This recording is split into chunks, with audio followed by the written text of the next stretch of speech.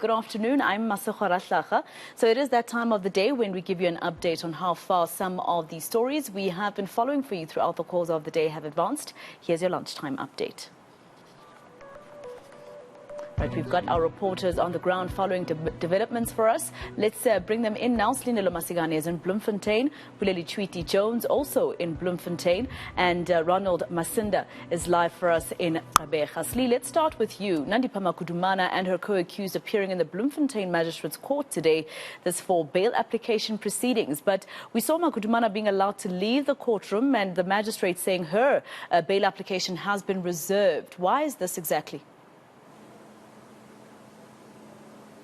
Well, her lawyers told the court and told the magistrate that there was new information, new evidence that they needed to consider before they could make this bail application on behalf of Dr. Nandipha Makudumana. So what we saw then was an interlocutory application, and essentially what the lawyers then told the court was that they would like to, in essence, reserve the application. They weren't abandoning the application, stressing that at any point they were probably going to resume with a bail application. It just wasn't going to take place today. So what they then asked the court was that Dr. Nandipha be excused for these bail proceedings and then come back to court with the rest of her co-accused on the 16th of May, which is when we're expecting Thabo Bester to make his second appearance in court. So what's happening now is that we've actually heard the bail applications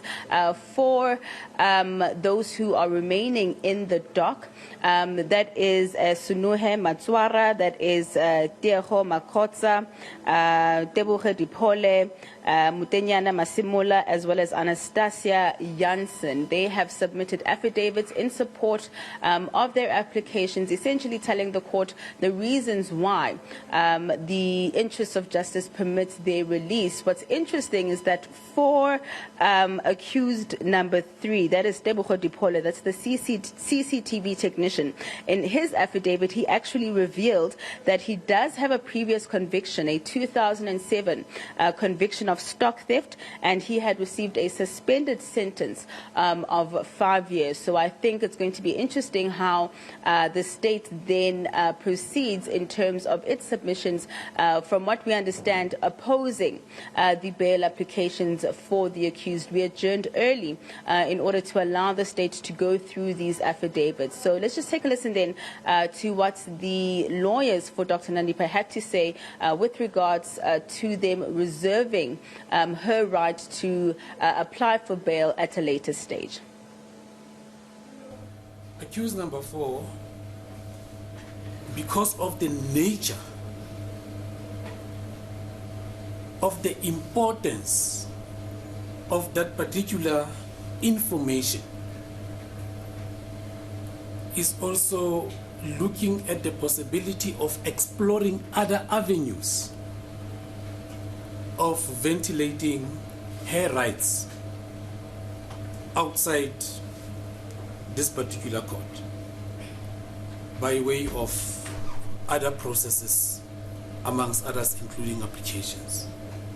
So it is for that reason, Your Worship, that we are saying the initial decision back then, before the emergence of this crucial information and or evidence that has since surfaced, we were ready, but in the interest of justice, we are saying we request our right in relation to bail to be reserved in line with the provisions of 60 subsection 1, that her right with regard to an application for bail be held in abeyance and be exercised at the subsequent or any other proceedings, provided that we will be in a position to carry out our mandate.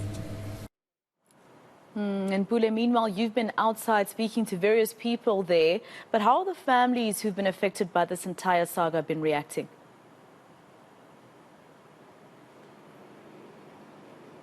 Afternoon, Masigo, and definitely we spoke to Miss Bereng, who's the auntie of the late Katlego Bereng, who said that, you know, every time they come here to court, they're expecting different answers, but most importantly, a positive outcome which could bring some sort of peace to the family. Just today, we understand that the mother and father of Katlego Bereng were at a hospital to receive some counseling sessions where they were also visiting a psychologist. But of course, accompanied with her was the organizations such as the IRC and of course the Bloemfontein Celtic Club national chairperson, Mr. Pule, who spoke to us saying that he also was quite disappointed that there hasn't been much progress around the answers as to what really happened to Katlego Bereng during his tragic death. But they've said that they'll continue to support the family during this moment. And most importantly, what we understand right now is that the family has, of course, said they want space. But once they can get a positive outcome in terms of there being accountability, they will be quite happy. Where we're standing right here outside is one of the exit entrances where Dr. Nandi Pamakuduman, we believe, of course, did live accompanied by some of the police vehicles. We were told by a colonel here who told us that she was, of course, had left when we asked if it was really the car that she was being escorted in, agreeing and, of course, confirming the details that it was indeed her. But let's just take a listen to what the auntie of the late Katlego Bereng had to say earlier on in the morning when we spoke to her just outside the magistrate court entrance. We are very hopeful that justice will be served. Our prayer is one: no bail should be granted to any of the suspects that are linked to this murder case, or shall I say this Bester case or Katlego case.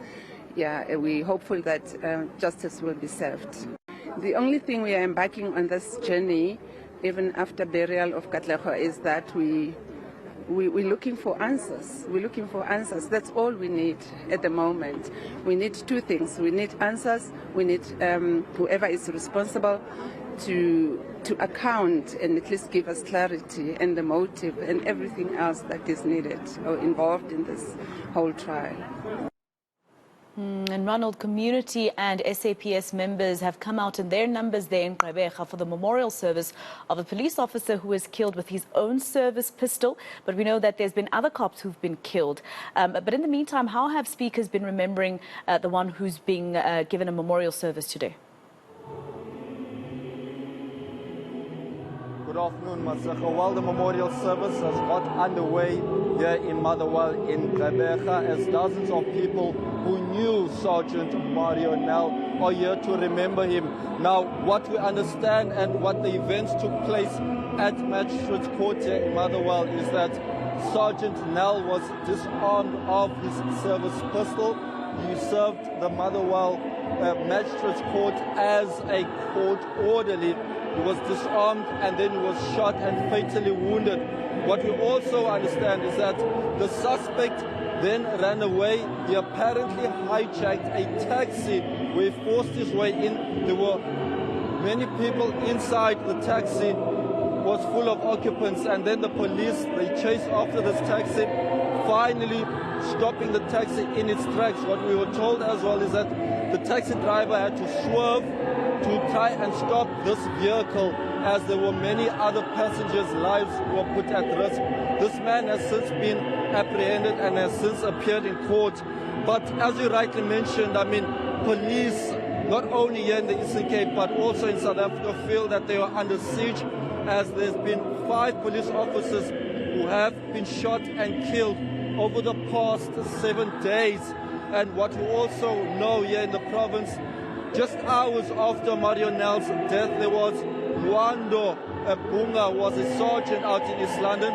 He was also shot and killed while on duty, trying to apprehend robbers who robbed a cash-in-transit vehicle. There have been 3 other police officers who were shot and killed in Gauteng over the past 24 hours alone. And the tally, as what we are getting, is around 12 police officers who have been killed this year alone. And that is why we are also expecting tomorrow the police minister to be here, to try and address the police, because There have been concerns about police safety, especially in townships where they cannot be seen traveling alone. So Police Minister will be here.